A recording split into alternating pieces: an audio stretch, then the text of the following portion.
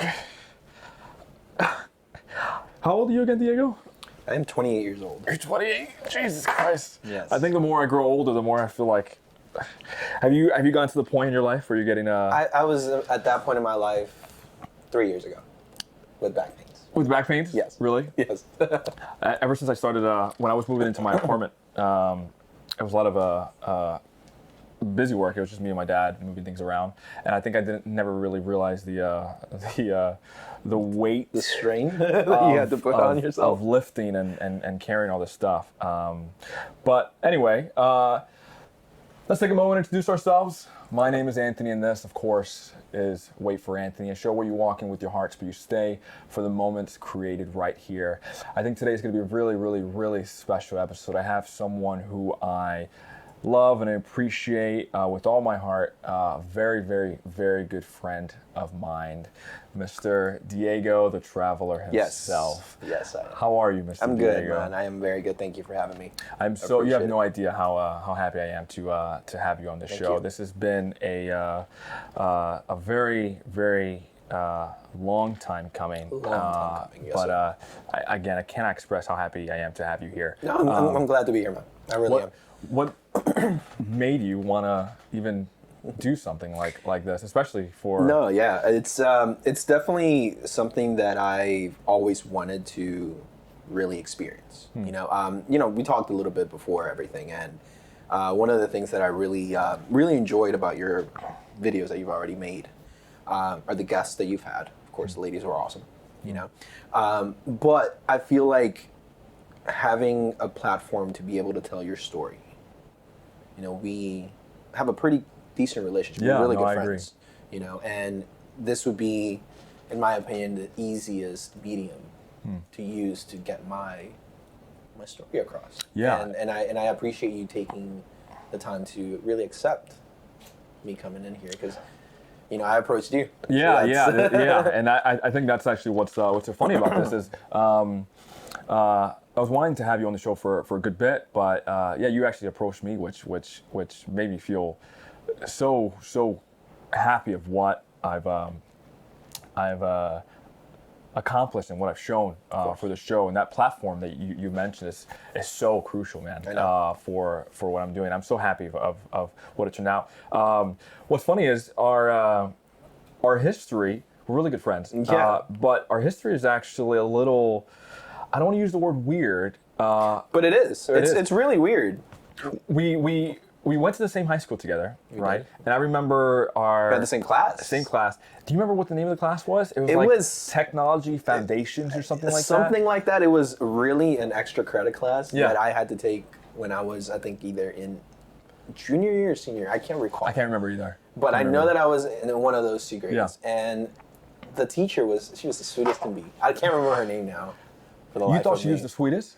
She was at first, right? For me, she was anyway. And if I can be fair, I really wasn't present. For a lot of it? For a lot of it. Yeah. You know, I used to skip it all the time. But the class I remember, it wasn't even, it started off as sort of a pseudo-serious class, but when more time progressed, she didn't even care about the curriculum at all. I don't even remember what we did for the most part, but I know it was mostly just BS work. Funny enough, even when that was the first time I've known you, I've actually never told you this. Do you remember what kind of person I was back in... you were very quiet, very reserved kid, glasses, the whole shebang. Yeah. Yep. And you were the complete opposite. You were extremely loud, obnoxious. I actually, to be honest with you, I actually really did not like you. Wow. Back when I met. You were everything and you skipped a lot. I was like, of course. Yeah, man. Yeah, for me, high school, man, it was quite an experience. I'm not going to lie to you. Not to get too deep into it, but high school for me was really fun. And for me, it was more of the experience of high school versus me going there to be academically educated. Sure, I got you. If that makes sense, you know? And even then, we spoke a little bit during high school. Not a lot, not even at all. But I would say we started to become maybe a little bit closer to that friendship level when I was working at GameStop, Yeah, right? that's right, because I worked at the mall as well. Where did you work at? I worked at AT&T. AT&T. You remember? And what I used to do, I mean, I would just go down there because I like games. You know? Sure. That's something that we really bond on. And I would see you, and I remember the first time going in there, and I was like, That guy looks familiar. I know that kid.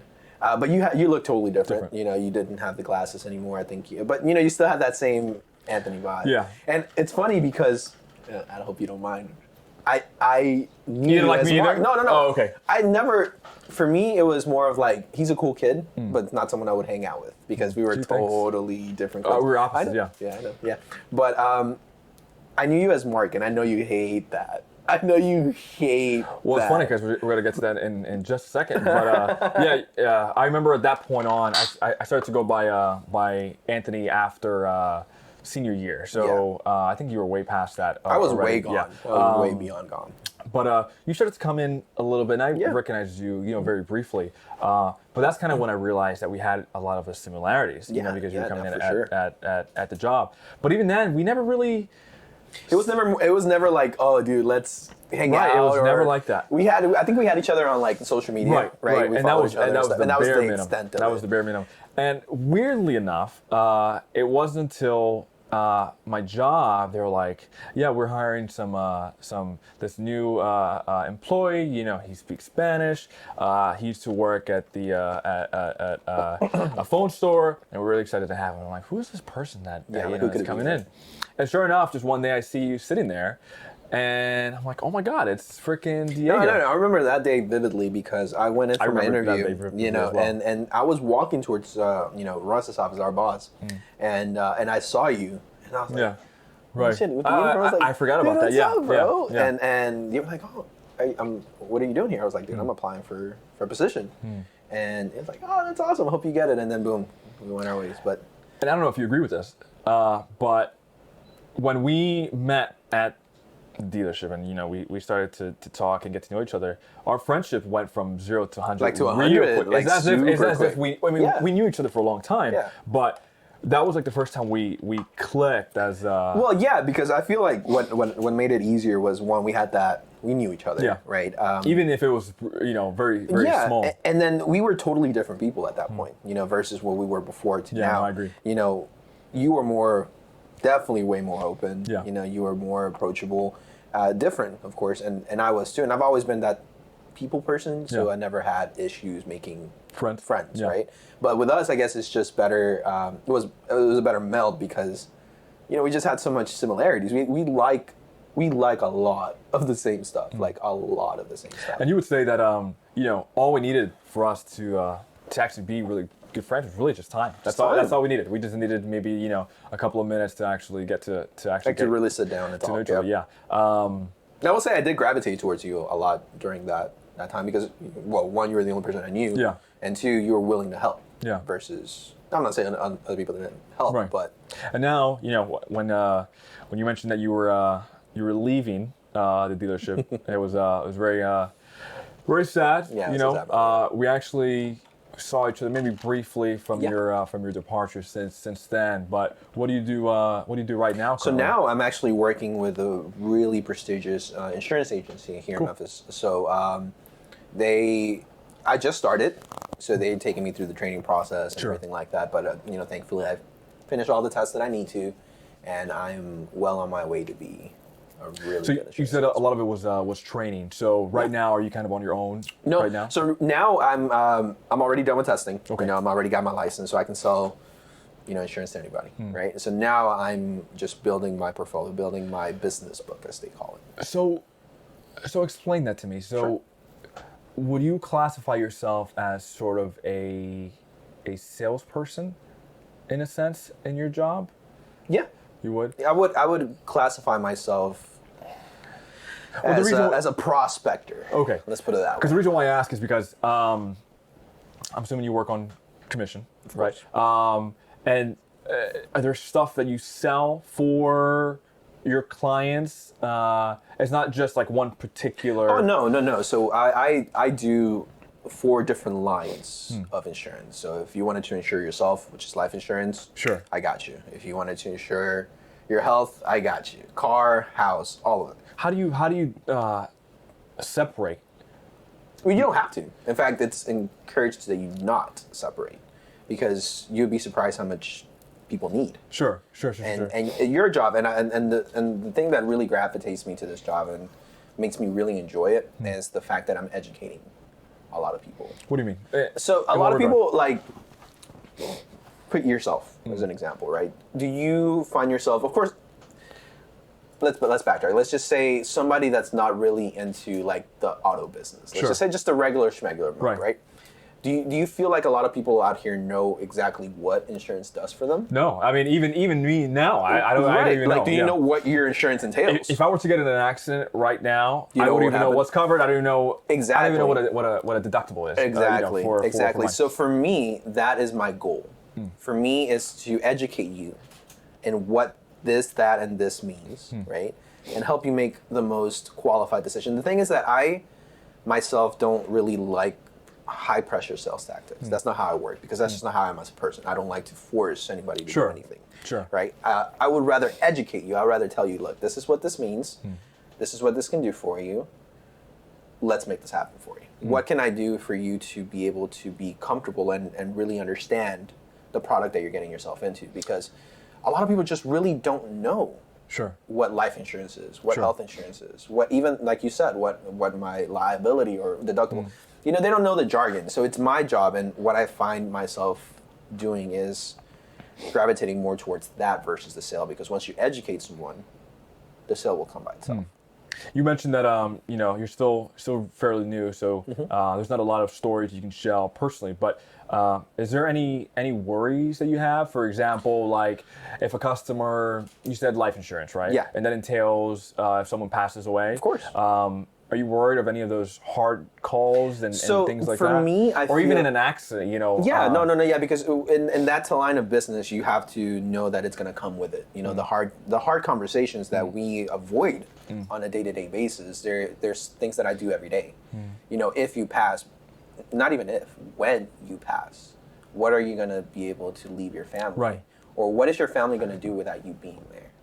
I like to, and life insurance is something that I like to gravitate towards a lot more, because I didn't know the benefits of life insurance before I started working that. I didn't even know what it entailed. And a lot of people have this precondition that it's expensive, you know, it's bank breaking, but it's really not.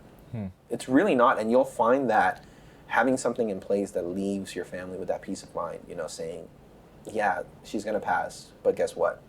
Sure.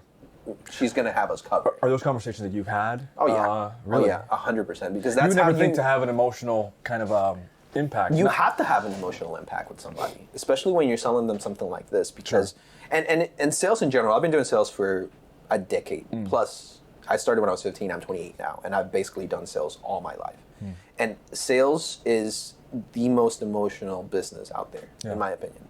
Because everything you do, and you'll attest to this, you do it as an emotional buy. Like a car is a very emotional buy. Yeah, there's a sympathy there, regardless of what it is. 100%. You take a look at my line when someone, and I've dealt with this before. You take a look at when someone gets into a horrible car crash, right? You know, obviously you want to sell everyone you meet a vehicle, but I think that that empathy, of course, just putting yourself in their shoes is what matters the most. And doing, my line of business, it's having these conversations, because they're not an if, they're a when. They're at when is this going to happen to you? Because it's bound to happen. When are you going to pass? When are you going to have an accident? You know, hopefully you don't. Right? We don't wish that on people, but these are conversations you have to have. That's too much, man. You have to have that testicular fortitude. You have to have the balls to have in my situation, it would be kind of situational, right? Not every person that walks up has a terrible car crash, things like that. But in your case, you have to basically have those conversations. When you have your families around or your clients around, is it, when you're speaking, for example, through life insurance, do you have like families with you that are? Of course, of course. Yeah, we have this conversation. We sit down and do something called the life analysis. Life analysis? Yeah, and what is that? The estimation of when someone's going to pass away? No, it's basically what will happen. Like we put ourselves in that situation, right? Like we put ourselves in the situation where we are deceased, we are gone, right? And we have to do a little bit of like a thought experiment. What's going to happen if you are no longer here? I can't do that, man. That sounds and you hard. know that it's hard at first, because most people wouldn't even think of. It's not like, if people think like, oh, it's just you just call people, you do that's all you do. But no, in order for you to actually educate and sell somebody and make sure that they understand what they're purchasing, it takes so much more in-depth analysis. And I really thank my superiors for this, and as far as my job is concerned. especially the agent that I work for. He has this motto that he says, "Do unto the client as you would your own mother." So I take that and I work around that motto because it's very true, right? If you put your customer in the same position as your mom, you wouldn't want to put them in a situation where they're not benefiting from what you're giving them, right? Because not only does that deteriorate trust, which is the foundation of sales in general, right? It kind of defeats what you want to do. It puts you in a position where you're like, damn, I'm kind of a scumbag. What am I doing here? Right. Right. I'm just because I know at the end of the day things. it is a commission, but I know you personally that you don't view it in that aspect at all. No, don't get me wrong. Day, I mean, I'll take a paycheck any day. I mean, sure. I'll take a fat paycheck any day. I strive for that. But my thought always, and I guess this is why I found success in I guess in sales, is because I always put people first. I always tell them, look, if this doesn't work for you, let's not do it. I'm not going to force you to do this. It's not going to change your my perception to you or whatever. But this is something that you should know. One, this is something that you should be informed in, and be able to make those correct choices, right? And it's my job as a professional to educate you, so that way those choices are made in the correct mindset versus just pressure, or you got to buy this because this is that, or you got to buy this because you got to die because you're gonna die, versus protecting your assets and protecting your family. That should be number one. Your thought process when you go. Do you ever take any of these? I mean, I know you just basically started, but I don't know if you've encountered this. Any emotional stories that you would take home with you? Yeah, like this is something that didn't happen to me personally, but this is something that happened to my boss. He had a friend, right, that he was pitching life insurance to. Dude, this is you need this. You 100% need this because you never know what's going to happen.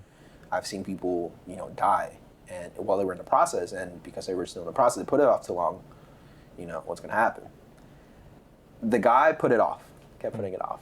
Kept putting it off. Keep in mind, this is a good friend of my boss, so he has a good inline to be able to get really good information. What was that? It's mine. Does that mean inline right here? That's okay. Inline. Yeah, no, you're tight. Tight. Yeah, that's what it is. So. He kept telling him, let's sit down, let's have this appointment. Let me explain to you what it is. But no, he kept putting it off.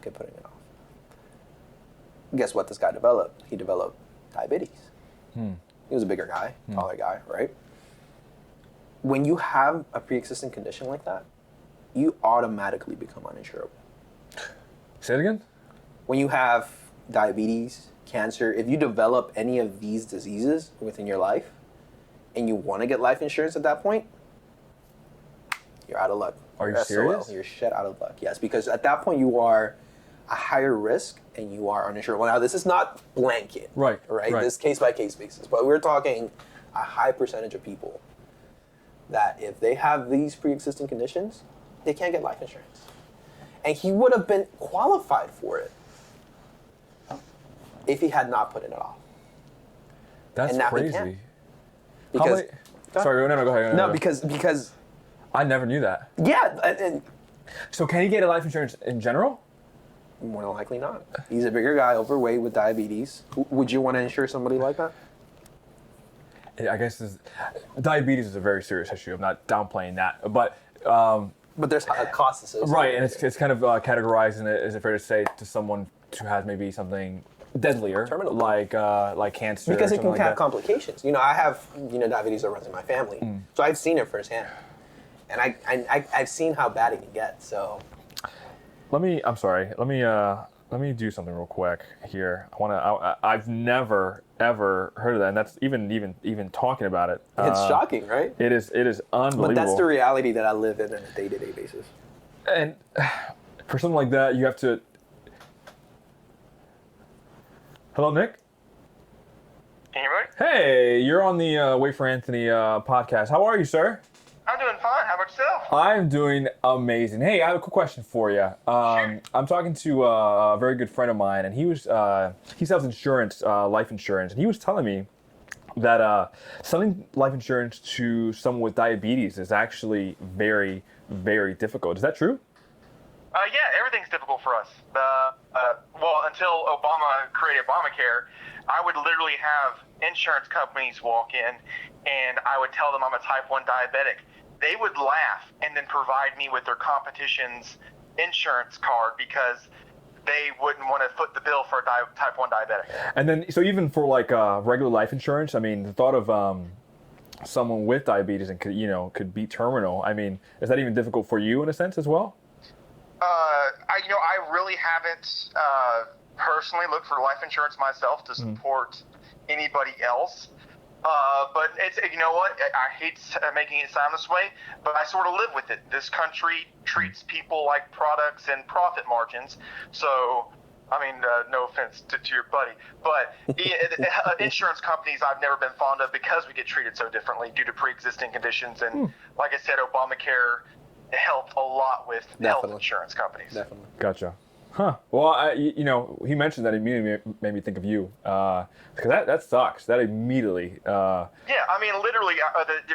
You hear me say this all the time. The device on my side cost $15,000, and it's probably maybe $30 worth of plastic and electronic circuit boards, and it's only that inflamed due to how the health industry and politicians make money off this kind of stuff. So I can go on and on, but that may not be the topic. Well, thank you, Nick. Thank you for the few minutes. I don't know what you were doing. I didn't mean to disturb you in your situation, but hopefully I will talk to you soon. All right. Talk to you later, buddy. Thank you, Bye. Nick. Bye. Yeah, I didn't think about that at all, and that's something that most people would even consider. Now, do you have to break those news to people that? Of course. Of course, yeah. There's interviews that have to be done when you sell life insurance. Initial interviews with me, right? I get preliminary information, but then they go through underwriting, which is the back end process, the real deal stuff, and that's when they really dig in. And when you get these life insurance policies that are higher, you're talking millions of dollars, right? At that point, you have to go through physicals, you have to do all this kind of stuff, right? Of course, because it's a lot of money that they're going to pay out. Sure. But you'll be surprised how many people, because they put it off for so long, and because they do have these things, and just like your buddy said, it's a very difficult industry to be in, but it's a very profitable industry, and in many ways it does help a lot of people. Yeah, I know you're selling insurance in itself can be, you can take different aspects of a job, whichever way you want, but is there a boring aspect to the job? For me, I'm more of I'm very charismatic in person. I like to deal with people on a day-to-day basis. When it comes to insurance and prospecting for insurance specifically, I will say that's the most, not boring, but the most... egregious? Not even egregious, man. I want to find the proper word for it. It's very tedious. It's a very tedious process because, you do have to do this nasty old cold calling. I'm not sure if I've ever met anybody that's a fan of cold calling. Yeah, nobody is. Yeah, but, you have to go through these, aches and pains. But once you become well-known in your area and you get enough referrals and stuff, you may not even need to do that anymore. Because you get so much business from it. And that's my goal, Get enough people to trust me to where they can say, yeah, go to this guy. He's your man. He's going to make sure you understand. He's going to make sure you're good, and he's not going to give you any BS. I think the probably the most crucial part about your job that is more is more an advantage to you is your bilingual. Yeah, definitely. Your Spanish, which we're going to talk about in just a quick second. We'll take a quick, short break. It's a break. Oh. A little breako? Can I say breako? Is that offensive? Yeah. I'm Hispanic, so it's not a big deal. I was talking to you earlier about your job. Yeah. And the fact that me included, we both speak Spanish, right? Yeah. And it's kind of a big plus, help for our community, and also even our selling aspect as well. Yeah. Our stories kind of differ from our Spanish culture. For sure. And that's actually one of the biggest things I found interesting about you, Diego, is your journey from how you got here to America. And I know it was not an easy one. It was not an easy one in any means. You were born in... I was born in Mexico City. Mexico City, Mexico. I am what you would call Chilango in my culture. Means someone from, the capital city, someone from Mexico City. Okay. That's what they call us. Kind Is that of a like Mexican terminology? Yeah. Okay. Yeah, but I've you know, never it's heard of it's widely known, right? Maybe not Dominican Republic or wherever, Or wherever. But yeah, Well, but that's it's very well known within the Mexican culture, especially right here, like Mexican American. So yeah, like for example, Puerto Ricans probably don't know what chilango is. Hondurans probably don't, but that's what I am. Yeah, and I take pride in that. It's awesome. And so you were there for how long?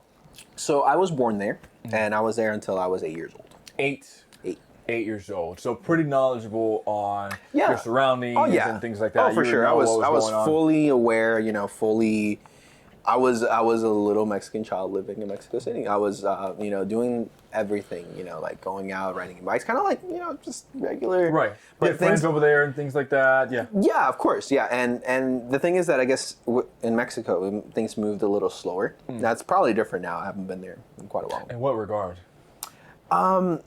So I guess now I'm using it as a basis now. Kids outside, nowadays don't go outside and play. They don't do those type of things. And, Yeah, they're I on do. TikTok I did. all day and things Exactly. like that. Right. So, but I was out there. I was playing with marbles. And I was doing the whole The simple life. the simple Yeah, shit. yeah. Like it was like You were I was mostly in out- the dirt. Dude. Yeah. Like that's why I was a real '90s kid. Yeah. Like I lived through the '90s. But I say it moved slower because when I got here, it was kind of like a culture shock. Yeah, I'm sure it was. it's a huge But even then, so you were 8 years old, right? You were there. Both your father and No. no. So I actually, up until I was 4 years old, I lived with both of my parents. But then they had issues in their marriage, Sure. right? And they decided to separate. So my dad worked for a trucking company, and he took his career to the U.S. Okay. So he So he was the first one of your family to go here. No. So the first one in my family to come here was actually his brother. Oh, okay. So he came over here, did his thing, right, and then he decided to follow his footsteps, Wow, okay. and then kind of just trickled down from there. But that happened when I was 4 years old, and that's actually a very vivid memory of mine. The last time I saw my father, when I was 4 years old, Really? and you really don't remember a lot Sure, of things but when even you're when 3 or you're 4. that, yeah. But for me, I can still picture that, and it was just so impactful that and I guess with anybody, when they have a really impactful event in their life, they'll always remember. It's kind of like a reel that you can play back and forth in your head. And it was night.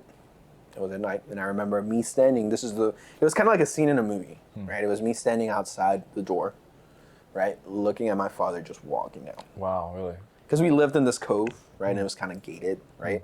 And the houses in Mexico look a little different. They're brick houses, and they're simple, but they're really nice, right? We lived in a nice neighborhood. And I remember watching my father just go down the street. It was late at night, like lights everywhere. And it was really hard. And I've kept that memory for so long for a reason. And I'm sorry, you mentioned that was the last time That was the last time I saw him until I came to the U.S. here. Okay. So your father's brother came here. Your father followed. You were 4 years old, and correct me if I'm wrong. You said it wasn't until you were 8 till you moved here. So what took so long? So from age 4 to 8, again, because of the separation my father, my mother and my father had, they had their issues. And it just took that long for my mom to really, reestablish reestablish that connection. But I feel like she just decided it was better for us to make this, a literal migration, right? But I remember when the process started to come into fruition. Of course, my father would call me, we would talk every once in a while. And then it became more constant, became more often, so they were reopening that line of communication. And then my mom tells me one day, in a few weeks, we're going to be moving to the U.S. You got to keep in mind, when you're a kid and you don't live in the U.S. and you hear you're going to go to the U.S., a sense of innocence takes over, but a sense of wonder is the biggest thing, because you're like, every movie you've seen in your life takes place in the United States of America. Yeah. So a big movie that I really... And that's interesting. You have that perception of us here. Exactly, right? But this is back when I was an 8-year-old kid, right? So, sorry, I didn't mean to cut you off. No, you're fine. You mentioned that your mother, told you that you were moving here, but I guess I'm a little confused. You mentioned to me that you lived in a nice neighborhood, right? Were things pretty well? Why? Well, you have to consider this. Why the need to move? To make something really fruitful in Mexico and really a lot of other countries, it is extremely difficult. You're talking a doctor here, right? For example, driving Porsches with mansions, making good money, right? Over there, they're driving Hondas. You know, it's such a difference in income, right? That the luxuries over there seem basic over here. Like there's no universal AC units in all buildings in Mexico. It's not a thing. You have some houses that don't have AC, right? Poverty is very high. You know, making ends meet is difficult. It's difficult. And you realize all that now, right? Yeah. But when you were a kid, But as a everything kid, felt normal. yeah, you got to look at when I came here. I was 8 years old, and it looked to me like anything else. I didn't have any concept of citizenship or social security numbers or credit dude, that's non-existent to me, right? In Mexico, it works different. And sure, I will say that I don't know how it really works over there. Over there, sure. But I'm sure they have something similar. But here, I just didn't know. So to me, right, and to a lot of other people in my age group and in my similar situation, we were just going somewhere else. And is that kind of the driving force for your mother to bring you over here? She wanted to give me a better life. Yeah. That's definitely the driving force for her life. Were you? I actually don't. It was you, your mom, and who else? That's it. That's it. So it's just That's you two. Okay. So you're 8 years old. Your mom tells you a few weeks. Explain that process. So I would love to. flash forward to Let's weeks flash later. back to that day. Yeah, to that day. Right. You're getting ready. Today's the day. Yeah. To come to the. So to give a little bit of background to that, me as a kid, I would tell my friends, "Hey, by the way, I'm leaving. It's over with. I'm gonna go see my dad." Yeah. You got to keep in mind, for me, the biggest thing for me was to see my dad. That's the main reason why we're going. I didn't think about a better life, Right. whatever, right? When you were I wanted 8, to see my dad. Yeah, right. And I remember, and I'm pretty sure that anybody that has gone through something similar will watch this and say, "Damn, this is what like," and I hope that they can kind of relate to this. Yeah. But this is like what we all go through, right? So I'm 8 years old, right? And the day of, I went to school like regular, right? And I said goodbye to my teachers, my friends, and Knowing full well that you're probably Never never gonna going see to see them again. but my innocence, hey, you guys should come over. Yeah. Hey, you guys should come visit.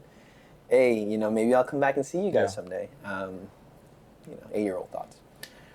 So I go home, and my mom has everything packed, and it's not like a regular goodbye. You don't have your family, saying goodbye to you and things like that. But you had family there. Of course, Right? all my mom's side of the family is over there to this day still.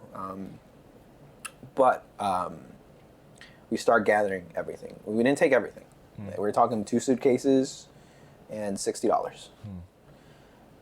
And the funny Stupid thing, question. $60, dollars or in Mexican currency? let me tell you. So it's a Mexican currency. Okay. Mexican currency back then, when I was 8, a dollar was $10. So 10 pesos, I should 10 say. pesos. Okay. Uh, Ya entiendo. Ya and, entiendo. and that money that we used in the journey over here was from my allowances from my grandpa. Wow. So my grandpa would always give me an allowance every Sunday. We would call it Domingo, because that's, he would give it to me every Sunday. And I would stockpile that money. Well, I'd give it to my mom. My mom would save it. And we used that money as our funds for the entire trip. Wow. And, we packed, ready to roll. I didn't get a chance to see my grandfather again. So I didn't even get a chance to say goodbye. Hold on. Still to this day? My grandfather's passed now. Gotcha. Yeah. And it was the middle of the night. You were talking maybe 9, 10 o'clock at night. And my mom is telling me, "Okay, let's go." So we lived in this apartment building, this apartment complex. And Getting goosebumps already. yeah, no, it's you haven't gotten to anywhere yet. So as I'm walking down, I remember looking up at the building and thinking, oh yeah, I'll be back.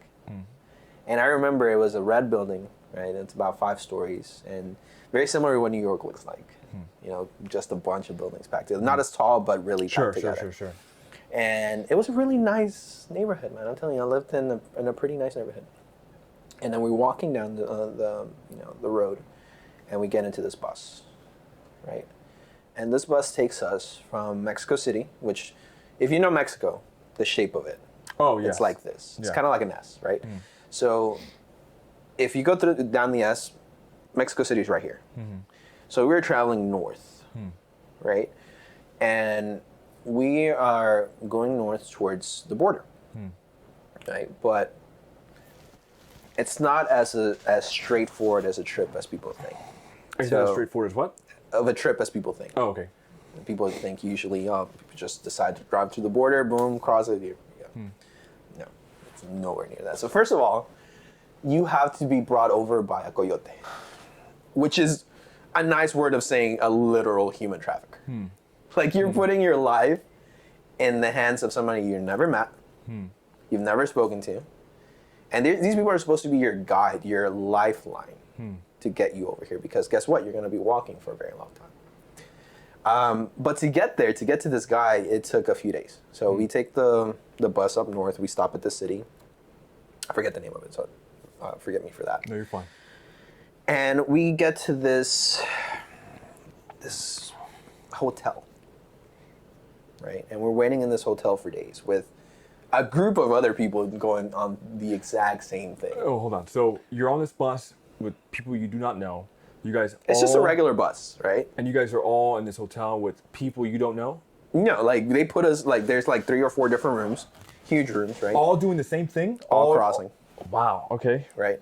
And it's people, I mean, there's families, there's ladies, there's just a conglomerate of just like everything you can think of, right? And they all want to cross. And they're all waiting for this. And they're all waiting for a taxi, because the taxi is going to take him to this house, right? That's going to give him to the person that's going to cross him. And then they're going to start walking, right? So it takes a few days, right, for everything to get settled and for everything to start rolling, right? So we're waiting. Let me ask you a stupid question. Go ahead. So you're in this hotel with all these people. You don't know what's going on. What do you guys? So do you guys eat? Yeah. So we can could like because once you're closer up north in the border of Mexico and U.S., then dollars start paying in the. So you can actually pay with dollars and things like that, right? So yeah, we would. I mean, as long as we weren't telling people what we were doing, or going too far, go eat at this restaurant, do what you got to do, blah blah blah. But it's not like you can talk on the phone. Right. It's not like you can do all that. And so this taxi, right, is supposed to pick some of you guys up. So it's like in tiers. Okay. Right? So was there ever a concern of like missing the taxi, or it's funny that you said that because we actually did miss the taxi. Oh, okay. So that night that we were supposed to get picked up first, I was really hungry, and I got telling my mom I'm hungry, and she was telling me no, Miko, we're gonna wait because this guy, we're about to get picked up, right? And we're gonna go, but I was like, no, I'm hungry. It's all your freaking fault, man. It's all on you. And she's like, okay, so we go eat, and we had like huevos con frijoles, so it's just beans and eggs, like scrambled eggs and beans. And it was the best thing to me. Like I've always been like a very simple eater, I guess, and I would say a very not picky eater. Yeah, not picky at all. But I digress. So we get back to the hotel, and we see like half of the people gone, and we're like, what the hell? Oh my god! And they're like, yeah, the taxis came. It was your guys' taxi. Where were you? And I felt so guilty. Yeah, I'm sure. I felt guilty. As an 8-year-old, you can't even imagine. You can't I thought, oh shit, I ruined it. I just ruined this. Yeah. Because my mom was very clear, like, hey, this is what we're gonna be doing. I want to make sure that you understand because you're gonna be put in a position that's kind of dangerous. Yeah. So then we missed the taxi. It's fine. We wait an extra day, and then we get picked up, and it was around 2 o'clock in the afternoon, in the desert. At this point, we're in the northern part of Mexico. This is where desert starts. Texas, Arizona, and all that, right? So we get, we get picked up, and then we get taken to this house. And in this house, we wait for about an hour, and we get picked up we just get called out by this random guy with a whole bunch of other people and let's go. So let's get a perception of the time here. So you went to pack, you got your stuff ready, your mom says, let's go. From that point on to where we are now in the story, how many days has passed? 3 days. 3 days. About 3 days. So 3 days, a guy shows up, and then, sorry, go ahead from there. Yeah. So 3 days, guy shows up, we start walking. Okay. In the desert. In the desert. Blistering heat, and we're still in Mexico, right? And this is the most surreal part of the whole thing. And this is something that I still keep very vivid in my mind. When we actually get to the border. I don't know if you've ever seen pictures of the border. No, actually, I haven't. You've never seen it? No? Only in those cliche, stereotypical movies. Yeah, you know where it's like the super tall wall. Oh, well, I was going to say, yeah, no, I don't know. Yeah. I don't know. So, or like a chain link fence. You know, like people think it's like a chain link fence with the... With the wires? With yeah. the wires. Yeah. Nothing like that. You're talking a huge brick and cement wall just towering above you. Really? Right? And all you hear are helicopters everywhere. Seriously? Right? And as we're walking and we're getting close to this thing, we hear the coyote, the person that's crossing us, get down, get down, get down. And my mom pulls me and brings me down this bristle bush in the desert all dirty. And there was a literal Black Hawk just flying over us, looking for people that are crossing. So we wait there 15 minutes, right? And what is going through your mind? And as an 8-year-old, you know what was my biggest worry? My shoes. Oh my God. Because I was always brought up to be a really Such an clean innocent person. kid. Dude, I'm telling you, I was so innocent. I don't know what Are happened. you to me. hearing this, man? You freaking hear how freaking ridiculous this thing is? And my biggest worry, and I tell my mom, I ask my mom, but my shoes are gonna get dirty. What? I don't want my shoes to get dirty. And my mom was like, don't worry, Mikoli. I'm not gonna punish you for your shoes. Don't worry about it. Just hide. And we were waiting there for 15 minutes, and then cool, we get the all clear. So, at me again as an 8-year-old looking at this huge, gigantic wall, I'm thinking, oh shit, I have to climb this. Yeah. And my mom is like a 5'0" little lady, man, and I'm worried about her at this point because I'm like, how are you gonna climb that? Sorry, let's rewind for a second. You just described your mom. You said a 5-foot lady man? Little lady. Oh, okay. Yeah. Sorry, I misheard. But she's the sweetest thing, you know, and she's very strong. I will say that, physically and emotionally and mentally, everything. That woman's my world. But I'm thinking, dude, we have to climb this. There's no way. So no, we didn't have to climb anything. No, what they did is there was a literal hole in the fence that they just pushed us through. But keep in mind now that this is like guerrilla tactics at this point. I'm belly crawling in the desert, in like this road where you just see tracks of, you know, border enforcement just looking for people, right?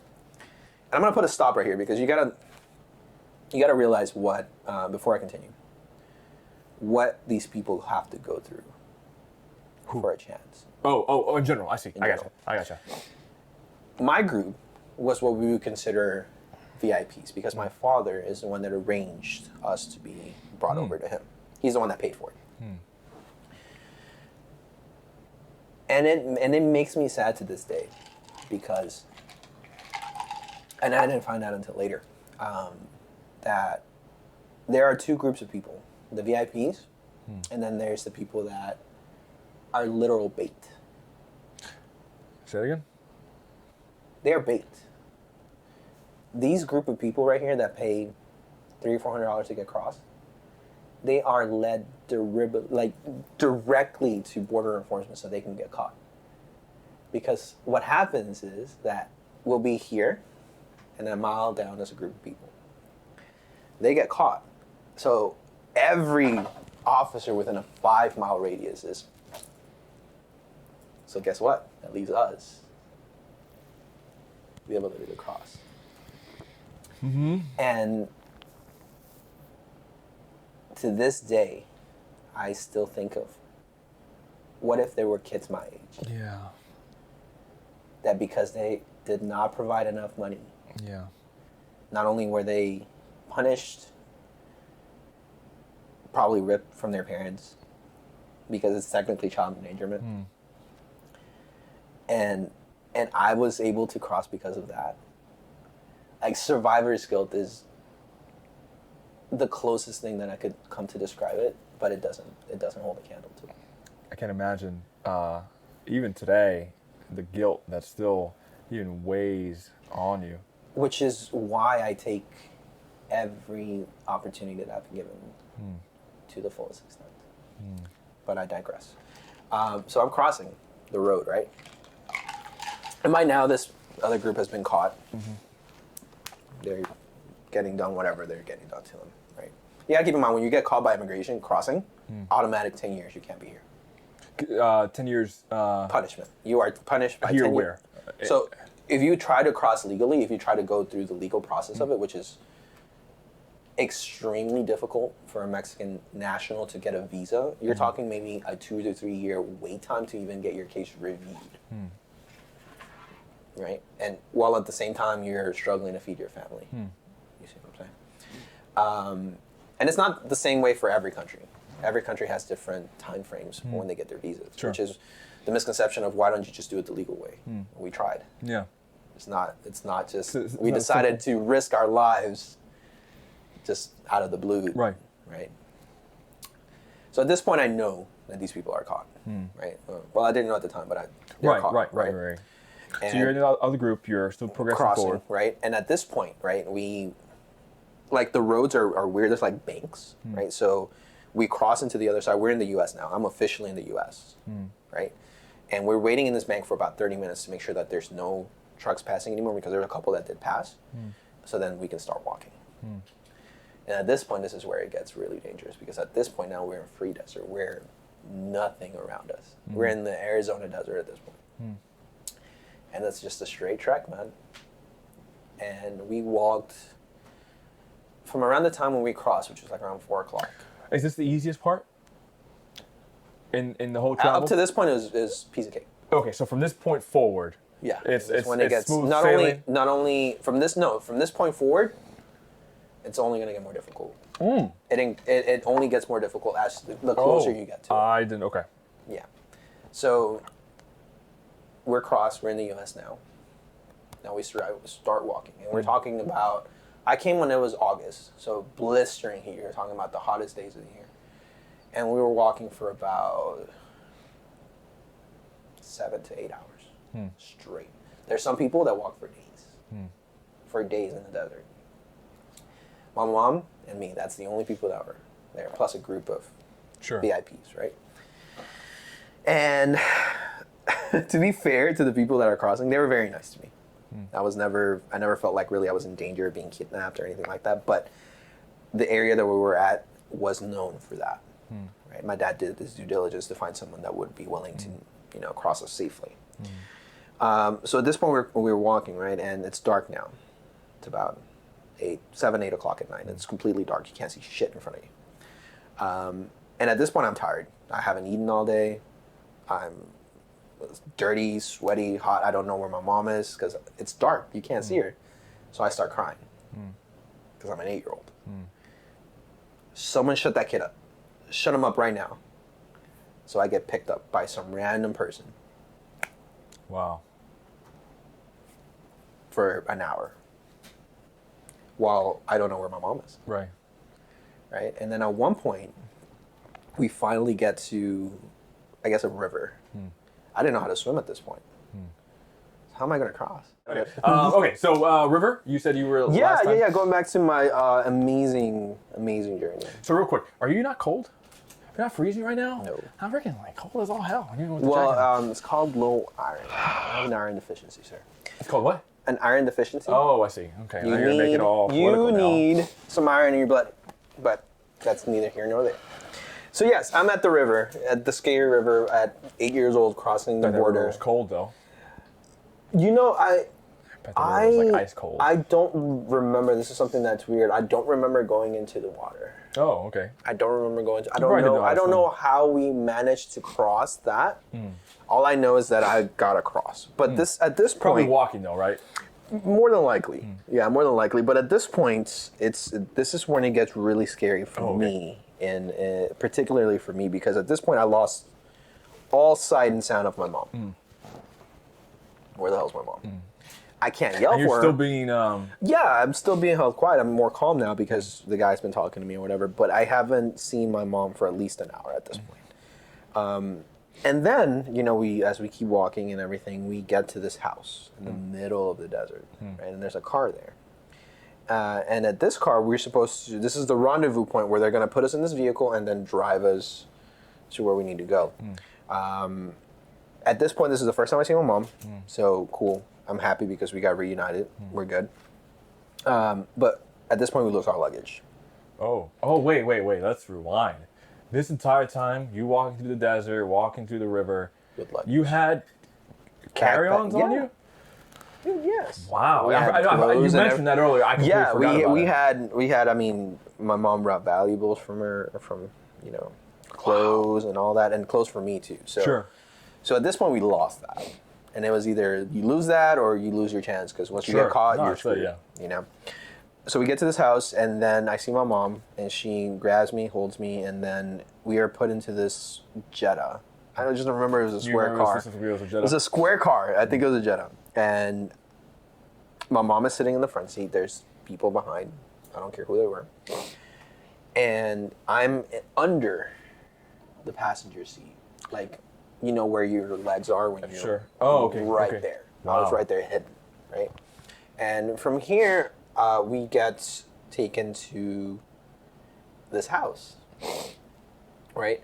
And from this house, right, we are put into this huge room, but I would say a little bit bigger than this, right? With at least 60 people in there. Wow, all confined. Yeah. Wow. We couldn't leave. We couldn't do anything. We had to stay there. And we stayed there for, I want to say a couple hours before they called us by our last names. Because that's what they would do. People in that room were held there until the second part of the trip started. So we get our name called and boom, we start walking again. All right, and at this point, we're walking through the night. The next morning, I remember the first thing seeing is Arizona. Buildings, huge buildings, right? And we get to the end of the desert. So picture for example, these, I'm right here, right? And then the buildings are right here. So we're walking towards the buildings, right? And we get picked up by this other car. And this car takes us to a random house, a family home, right? Someone just lived there, and there was an extra room when we were there. And this is the first time when we are actually at a point where we can shower. And we've been walking for about 2 days now. Sure. 2 days now. So first time we ate as well. And the first meal I ever had in this country was Burger King. Burger King. It was a Whopper. And I remember vividly. Oh, I'm sorry. So at this point, I'm in the U.S. You're in the U.S. I'm in the U.S. You said I'm Arizona. in Arizona. Yeah. I'm in Arizona. I'm in the U.S. And the point of this house is kind of like a checkpoint. Because at this point, what they're going to do is you're going to start the most dangerous part of the trip itself. Because you're past the desert. You're past that danger. But now you're in the danger of getting caught. Okay. I actually have a couple of questions. I'm going to ask you a very extremely political question here. So what is you have guides, you have people helping, Yeah, people cross. Yeah. people cross, That's right? their job. That's their business, yeah. So sort of a black market business, right? That's Obviously. human trafficking, yeah. Right. What do they gain from all this? Is it money? It's money. Definitely money. Definitely 100%. money. Probably the biggest and only reason, would you say? Yeah, Okay. 100%. So definitely money. It's not, the kindness of their hearts or anything like that. But the question is, it feels like, is it just, there's multiple people in play here, right? It's a network. It's a network. Of Okay. people that have been doing this For a long every day time. for a very long time that know the ins and outs Gotcha. of how the immigration system in the U.S. works and its flaws. Gotcha. And so, I would think. Now, I do want to make something clear that's really important to this, and really, really important to my success and to my mom's success to be able to actually succeed in getting here. This was pre 9/11. We're talking 2 to 3 weeks before 9/11 happened. Wow. And after 9/11, it would have been near impossible for the trip to go in the way that it did because of such a strengthening in just everything. that's really the main reason why we were able to do it, because 9/11 still had not happened. Yeah. I was Wow, here. you saying that now hits me with a whole bunch of emotions of me personally dealing with that, but we won't get into that. So I would think that, and this is me being ignorant. Once you reach Arizona, once you're enjoying probably the tastiest thing you've ever eaten, not because it's Burger King, but because you haven't eaten. It was. And to this day, I think that's why I love that burger so much. Because it's literally the first thing I'd eat in a few days. You would think everything is good, you're safe, everything, but there's still the lingering fear. There's still. I'm at this point. I'm basically. I'm 2/3 of the way done. Right. So at this point, we get to this house. We're put in this room. We get our food. We are able to take a shower. But now the gentleman that owns the home, he's taking us to get an ID because we need an ID to travel. An Arizona ID, and I still have this ID. An Arizona identification card, same thing like because like I said before 9/11 happened, anybody could really apply. I see. Wow. For an ID, you didn't have to have a social. And again, I didn't know because what the hell's a social? Right. So we got these right, and that same night that we got it, we were put on a bus from Arizona, traveling all the way down through Vegas. To Los Angeles. Stupid question. So the IDs, they weren't authentic, obviously? No, they were real. Oh, they were real. Government, Sorry. Government ID, yeah. So we get on this bus, right? And now at this point, we're on our way to head over to LAX. Because that's where we're going to go ahead and fly to Nashville, where my dad was going to pick us up. So at this point, it's a little bit smooth sailing around here. And something I forgot to mention that's really cool is that during this whole trip, me and my mom, we were all alone, except for a small part of it in the beginning where we're at the hotel, where we met this family. And it was a family of 4, if I'm not mistaken. It was a mom and their 3 kids, with dad already being here. Same basic thing that we did. And we got really close, but I remember that day that I went to go, the day that I was supposed to get picked up originally from the taxi, they got picked up. So then we got separated. And I remember being really sad at that point because I had really clicked with the kids. And my mom had really clicked with the mom as well. Just for the sake of the circumstances. Sure. Right? But I say that because once we started on the way from the bus to LA, we passed through Vegas. And that was really the first time that I saw Vegas. And I remember on the ride, I was sleeping because, of course, I'm exhausted at this point. And my mom wakes me up and says, "Oh, look, that's Vegas." We just passed through it really quickly. Did you know what Vegas was? I knew what Vegas was. Okay. It was a big city in the U.S. I just didn't know really what it was. Sure. Neither did I know that the love of my life lived there at that point. But oh, anyways. Wow. So we passed. In a hot second. Yeah, we'll get to that in a minute. But then we ride along, right, and then we get to LA. And when we get to LA, it's in the morning. And I remember that this is really when it felt like I was in the United States. Because you see, it's so different, Anthony. You're from New York. You know the bustling, right? I was used to simple houses, brick houses. When I get to LA, palm trees and, dude, McDonald's, Burger King, Pizza Hut, all these things that I never had the luxury of having. It was every once in a blue moon that I would get fast food when I was in Mexico because it was so expensive. And then I see this all around, and I see just shiny and like everything's moving, and it's like literally I'm in a movie. And I realized that, and I remember pulling up to LAX, and I see the big LAX sign. And I remember telling my mom, "Are we done?" And she's like, "We're almost done. We're almost done." And we get to the airport, and at this point we're basically out of money. The $60 that I had gone because of food and whatever else. And I remember eating at the airport, and when we were eating, guess who we see? The same people. We see that family again. Wow. They're going to Chicago. That's where their family is, and we're going to Nashville. But seeing them and seeing that they made it, because they're the only people that we ever saw again. Sure. And just And I feel like, and I believe that my mom still has contact with this lady to this day. I have to confirm. I don't want to say yes or no. But I remember seeing them and just seeing them so exhausted and so tired versus how they were before to now. I can't imagine what they went through. Yeah. Because they looked, I don't want to say defeated because they actually made it.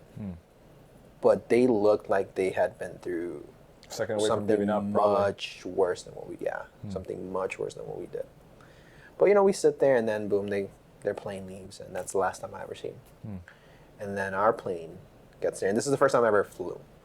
Never have ever. So you mentioned earlier, which is true. You know, pre 9/11, airports were a lot different, right? I remember I could have, you could have freaking walk anywhere through an airport freely as a kid. Exactly. You know, inside the plane, out. You know, there was no gates, there was no. There was not a lot of that. Right, Yeah. it was free. You know, the thought of someone using something as dangerous, or sorry, let me read back here.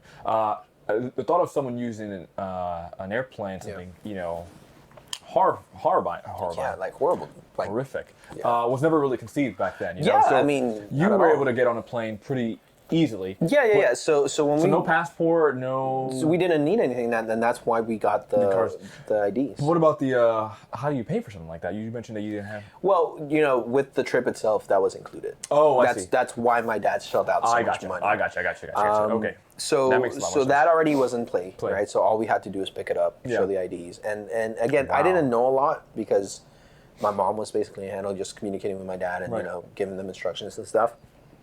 But I remember once we got to the plane, there was a sense of, all right, it's done. Yeah. It's done. But then it kicked back up to a 10th gear once we got here to Nashville, because at this point, you know, we didn't get here to Memphis right away. We actually were dropped off at Nashville International Airport. I see. Right. So I thought you were going to go a different direction. I thought you were going to say, I wrapped up to 11.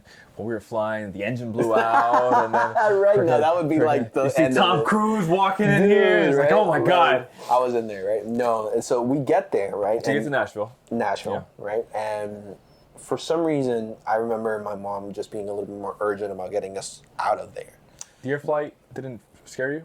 No? I was actually super excited because this is the first time I flew, and I remember just sitting by the window and just looking out. Yeah, it's just mind-blowing events. Dude, it's just over and over and over I again. did so many firsts in that Oh, journey. and, It was crazy. So we get to Nashville Airport, and then we on board, and we have to get in touch with my dad. Where is he? And we know that he's at the airport. We know he's there, but how? And keep in mind, I don't know currency for the U.S. I don't know how it works. I don't know what dollars, pennies. I have no idea.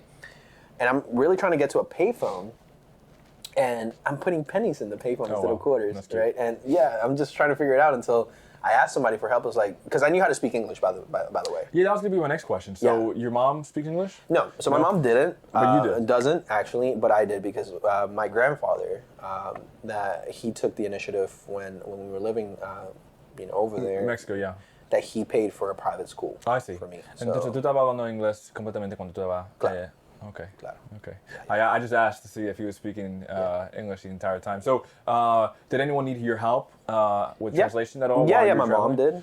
Okay. And then a couple of other people we really kept to ourselves a lot because you knew English at such age. Would you say enough to? I was fluent. Wow. To have a full conversation at 8? At 8, yeah. That's I was incredible. Fluent. Yeah, there were some words that I struggled through. Sure, when I got here. I mean. Yeah, like still. completely, like the words though and through and all those. I had not touched those yet, and they were very. But apart from everything else, I was 100% fluent. And even then, when I got to the head. So once we get to the airport, right, I'm trying to get my hold of my dad. So someone was like, okay, here, this is how you do it, blah, blah, blah. I didn't even get a chance to dial it because next thing I know, I turn around and I hear my name. And that's my father. Wow. So keep in mind, this is 4 years ago that I haven't seen my dad. And I see him. And I've only seen him in pictures and stuff like that and then on the phone. So I run towards him. Like I run. I don't care. Like I just run. And he holds me for what feels like the longest time. But then he's like, okay, we gotta go. So boom, we start running out the gate. We get into my uncle's truck, who was there as well with my cousins. And we started to drive back from Nashville to Memphis. And during the way, right, my cousins were, and I were talking because we hadn't seen each other for a very long time, and I was very little. and they were asking me all kinds of questions. They wanted to test me my English and stuff like that, and they were like surprised that I was so fluent. And I remember we stopped at a gas station halfway, I guess, to stop for gas, and I remember telling my dad, I don't want some chips. And that was the first time I ever tried Flaming Hot Cheetos. Oh my God. I never had Flaming Hot Cheetos, and that was back when Flaming Hot Cheetos tasted really good. Yeah. So I was shocked, dude. So let me ask you. I can't imagine that sense of just relief that is just releasing as soon as you saw. It was a total of 7 days, man. 7 days of uncertainty and 7 days of, am I gonna make it? Yeah. And 7 days of really risking and giving up everything. And when you got to the gas station and had your Flaming Hot Cheetos, from that point on, everything was cool. was... Because we got here, remember, I don't have any luggage, I don't have any clothes. These Right. are clothes that I've been wearing for days. Right. So first thing we do is we go to a Kmart and we buy me clothes and stuff. And I remember my dad lived at this in this one bedroom apartment. So for the first few weeks, we all stayed in this one bedroom, one bed. So let me ask, so what was the communication there? So how did your dad know to pick you up at that exact time? There was, like I said, there was a schedule since there's already a preset plan. Right? Sure, but I would think that, for something as long and dedicated like that, I'm sure a schedule like that could be... Yeah, because remember, not- I did delay it a little bit, Right. right? But the guy that was crossing us and everything was always in there any contact. communication there? I see, The I only gotcha. time when we had a lapse of contact was when I was on a plane from LAX I gotcha. to here. I gotcha. And that's when things were, like I said, that's why they were turned up, because Right. we needed to, not only was there a heavy presence of immigration in that airport at the time, if they catch us, it's over with, and this whole trip was for nothing. But it was also getting in contact with my father to see where we were at so we can get out of there right away. You, I remember when you started working at the dealership, right? I knew that you and Cynthia were I think about maybe 3 years. Yeah, we're Running. 2 to 3 years in, if I'm not mistaken, because, yeah. And I remember, I would see you guys together and so happy, and you guys were, you yourself were extremely happy, but things started to shift. What do you think those problems started to be apparent? Yeah, as with any relationship, I feel there's bumps on the road, right? Anybody watching this can see that that not everything is always perfect when it comes to relationship, and I feel like our problems really began very early on. Not to get into too many details, I made mistakes, right? We both did. But it was really, honestly, not a specific moment that I can say that it just not like something bad happened, right? It was more of issues that were dragged out over a long period of time that at one point became just really unbearable and difficult to contain and control. Communication was I feel, in my opinion, the biggest issue that we ran into. And yes, unfortunately, those issues did cause us to break up in the later part of 2020. So, like many other people's 2020, mine was specifically shitty because I did lose Cynthia for a little bit. I did lose her for a little bit, and it was. And this is someone that you've been, we're talking, you texted her every day, you saw her basically every day, spoke to her every day. Yeah, dude, I lived with her, man. And you have a moment where you think, that's not there anymore, right? It wasn't more of the feelings weren't there. It was more of we were doing things in a way that could not allow us to continue if we kept that track. Because for context, purposes, we lived together, right? I mean, she was part of, and is still part of my routine, right? And to lose that is very, very dramatic, and I can then very clearly to like a divorce, right? Because we're living together, we're doing this thing, and then boom, we decide to call it quits. Sure. Right? And the day it happened, it was done in a way that it shouldn't have been, and it was done in a very not thought through. Like it wasn't something that I decided, hey, one day we just want to end it. And where was your you guys broke up? Where was your headspace at during this time? What was going through your head consistently throughout this entire thing? So with me, I guess it was more of the mourning, not mourning, but mourning, right? The loss of the I'm not gonna spell Mourn. You don't know how to spell it. That's the thing. Yes, I do. I was a spelling bee champion in elementary school, so don't conform me.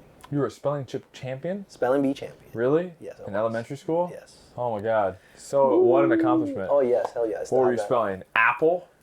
APP? Spell it. There you go. Anyway, so Anyways, it's not Apple. you were mourning. Appetizer.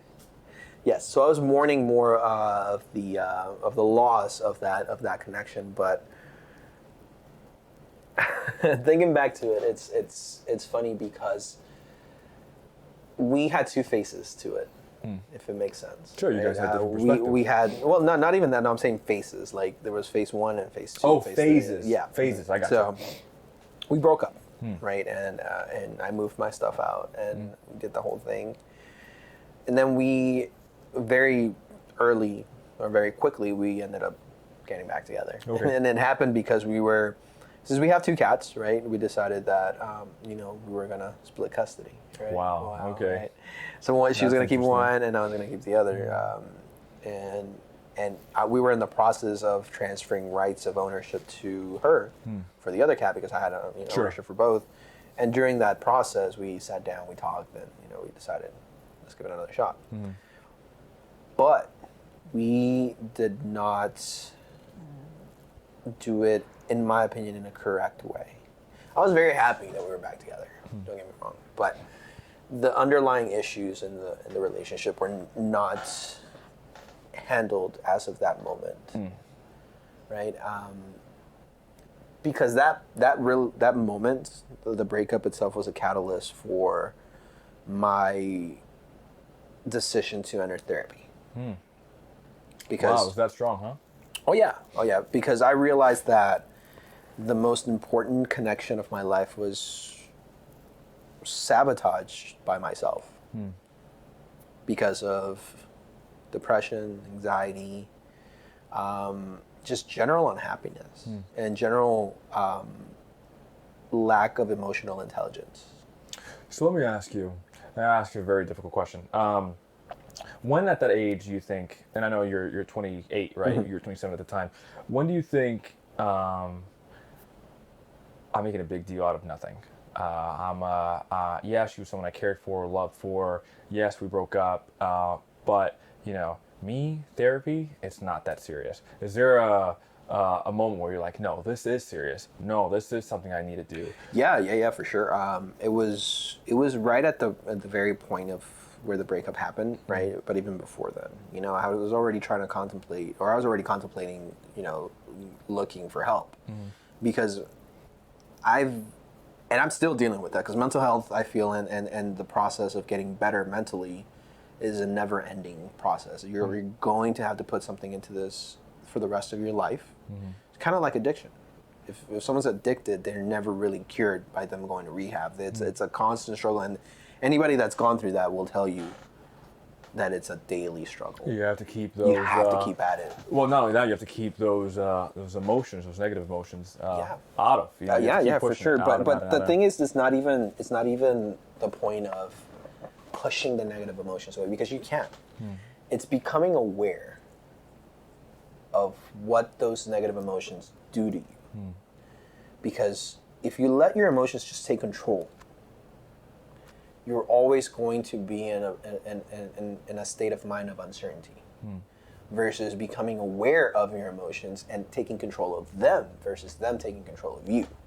That just gives you so much more power over your life that most people I want to say most people, but I feel like a lot of people don't have the tools to be able to cope or to be able to really know how to deal with their emotions. Something that I've really started doing with this whole, with everything that happened, is meditating. And meditating allows you to put yourself in a space of mind that will literally have you, having to be aware of everything going on around you, like whether it's internal, external. You literally shut yourself down for 5, 10, 15 minutes, however many how much time you want to put in there, and you focus solely on yourself and your emotions. And I feel like by me implementing that in my life, helped me really grow from the experience of breaking up. Because what happened, right, and I say this because during the first phase of our breakup, after we got back together, we still had the same issues. Like we were more aware of them. Sure. But there was still the miscommunication. There's no fix to that. Yeah.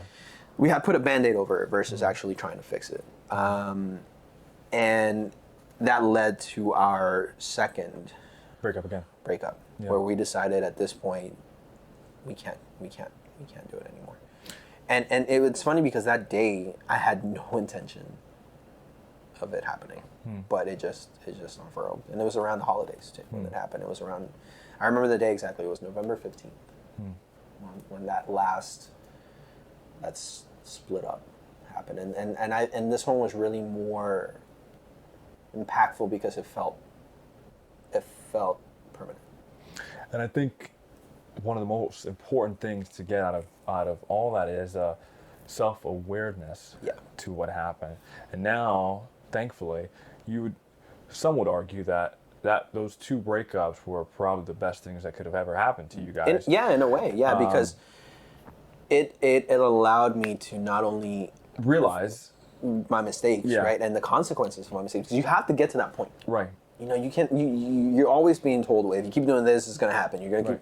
No, until you actually experience it, that's when something fucking clicks. And now, thankfully, things are.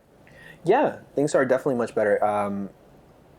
We weren't together throughout the holidays and throughout the first half, not the first half, but the first few months of the year. And it was during this time when I was really trying to focus on myself. I was being really selfish. And I feel like everybody needs a certain point in their life when they have to be selfish. And I realized one thing, that I was very altruistic. I was very, very much, as long as she's happy, even though I'm kind of shitty or suffering, I'm good.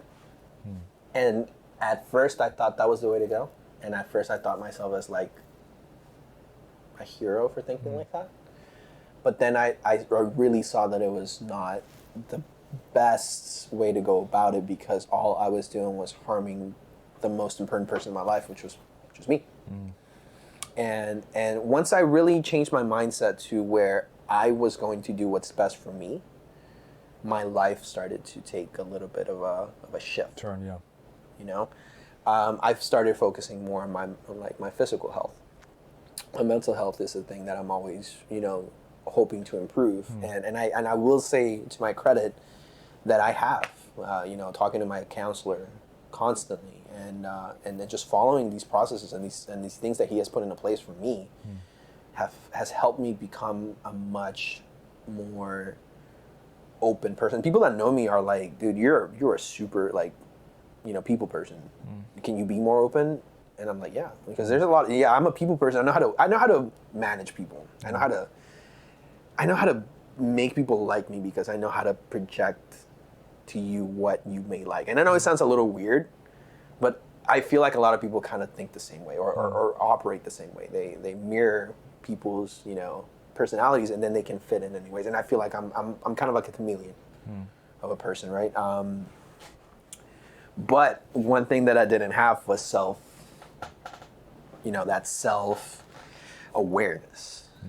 And I think that's more important than people know, is to be able to pull yourself aside and say, this is an issue, this is a problem, I need to fix it, I need to take this opportunity that's happening right now to do something about it. Most people would just, say, oh, that's fine, it sucked. Some people would cope. Some people would use coping mechanisms, which is, smoking bud, Right. drinking, whoring around, do whatever it may be, whatever your vice may be. But that will never replace you fully sitting down and saying, what the hell is wrong with me? Like, why do I feel the need to act this way? And really looking at yourself in the mirror is literally the hardest thing you'll ever do. Yeah. Because you are your worst critic, one. But two, you're the only person that's going to be with you for the entirety of your life. Right. I think, and I'm actually going to go on a pretty long tangent here. What you described echoes, actually, in some similarities to what happened with me. See, I wish, and some part of me, I wish I had this incredible tale of, how I got out of my depression. Yeah. Right? I wish I had this enthralling, this impactful story. Yeah, like a movie, like blockbuster story, right? On how I got out of it. But I don't. And the way I see it currently, and I don't think I would change my mind, is the way I see it is I got out of my rut, years ago when I was working at GameStop, and I feel like I got lucky. I don't have this, amazing tale, this odyssey. Yeah, it was just strictly luck that got me out of it. There was someone who's essentially a brother of mine, is the way I view him. He came by one day and was asking to purchase a headset from my store at GameStop when I was working. This was probably 5 years ago, 5 to 6 years ago. And he came in, asked for a headset. We spoke for a little bit, and he left. Next day, he comes back and say, "Hey man, you sold me the wrong headset." And I go, "Oh, I'm so sorry." Friggin' idiot. And we start talking back and forth. And he goes, "Man, if you ever wanted to change your life, you should sell cars. It'll change your life, I promise you." So he gave me his business card, and I was like, "Okay, whatever." Put it in my wallet, and he left. Seems like a good guy. And funny enough, a week later, I got let go from my job. Wow. Right? And I think about that moment so much, Diego. So much. I think about, what if I sold him the right headset that day? What if I was working at another GameStop that day? What if I sold him the wrong headset and he came back to another location? So many variables. So much chaos. That could have stopped just the interaction between me and him.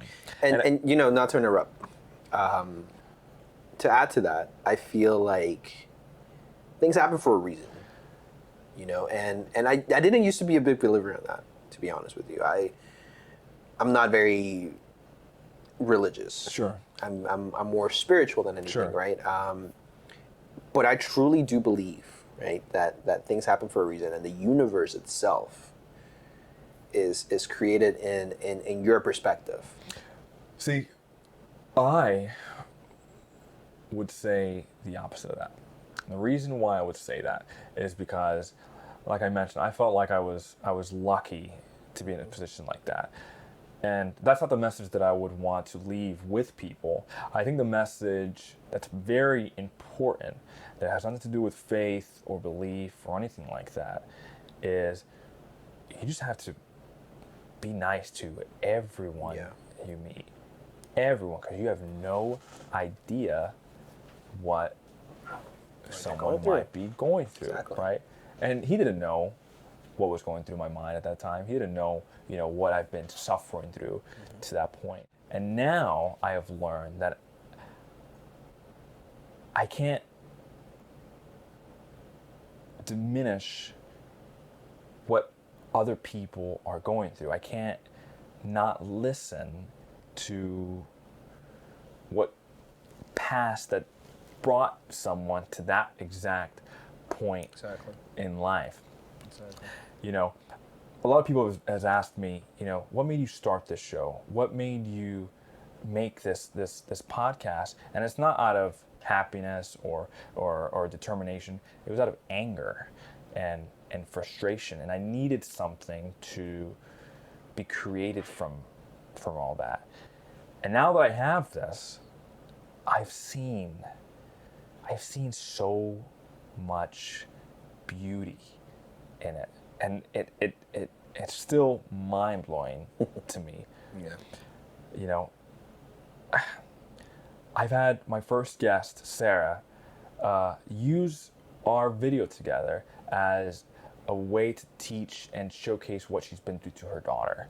I've had my second guest, Sharon, tell me that she got out of her comfort zone to do something like this. I've had my third guest, Paige, in her words, tell me that this was something that she's always dreamed to do.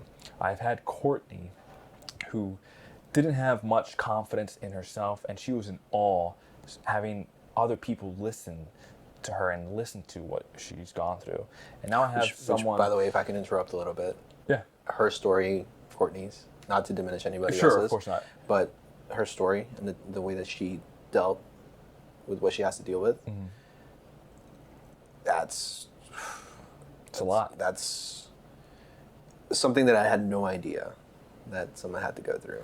And now we have, you know, someone like you, and what a fascinating, what an interesting, and what a incredibly difficult journey you've had that landed you to this exact position. Yeah, right here. it's been tough, man. It's been tough, but to go back to something that you mentioned, you know, your relationship with your ex, right? It brought the beauty of this, you know, the negative brought out a positive. And it's funny that you say that, because when I was 23, 5 years ago, I myself was dealing with a very severe depression, caused not only by my own issues, right, but external factors like senses of betrayal by a close friend of mine and a person that I really wanted to pursue something with. And the thing that brought me out of it was Cynthia. Because, and I know it sounds a little cliche, and I really don't care. All for that. All for the cliche. But Cynthia, it, for me, has been the biggest catalyst to me wanting to improve. Because I didn't see it before when I was on my own. I didn't see my value before she stepped in, accentuated that. Before she gave it a sense of purpose, if that makes sense. Everything I do, whether it be professional or personal, I always have her in mind. You know, everything that I want to accomplish, I want to do next to her. And sometimes it takes those little roller coasters, you know, that we go through in life to really bring out your value. Because you'll see yourself go through all these things, but guess what? You made it. Put yourself, like, for example, you were going through massive depression, which millions of people go through on a day-to-day basis. And you pulled yourself out of it on your own with help from, you know, family and things like that. But I guess what I'm trying to say is that there's a need for the right factors to make you see as a person what your value is. And, you know, I kind of want to end it with this, and it's I think it's very important. You may meet someone who is perfect for you in every shape, way, and form, but you may not be perfect for them. And I think, God forbid, you know, maybe something does happen between the two of you and you guys split up. That experience, that history, that self-improvement, that self-awareness is going to make you that next perfect for someone else, right? And I think that's very, very, very, very important. For sure. You know, we all want to be better versions of ourselves, but we have to go through it all. Oh, 100%. We You have to go through the journey. All, You have to. all of it. That's why you're called Yeah. the Traveler. Yeah, man. And So- that's a nickname that you gave me, so. I did, and it felt perfectly because you're a big fan of. Yeah. Destiny, by the way, that big ball right there, that's the Traveler, and yeah, that's the savior of the earth, and that's me. All right, Mr. Diego, it was It's awesome. it was very nice to have you here. Thank you. You have no idea. It's been really, really impactful. Really enjoyed our time together. We're good on time, right? 3 minutes. It was very nice to have you on the show. Thank you. So happy that you became a part of this. I wish we can do more of this. I foresee that we We will. should, yeah.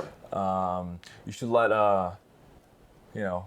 A little bit. No. You should let you know who. No, to come out here and stop being a coward. I'm just kidding. She's not gonna hit me for it, is she? No, she's fine. She's So, awesome. all right, Mr. Diego. Any final? No. Just guys, the best thing I can tell you, man, just value everything that you guys have.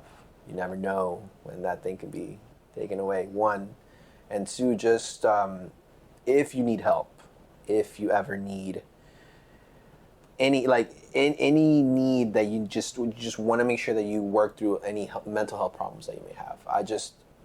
I really hope that you get the help that you need, because it's that first step that's the most important. It is. What's your favorite ice cream? Favorite ice cream? Chocolate. All right. You disappointed me already. Yeah. All right, cut it.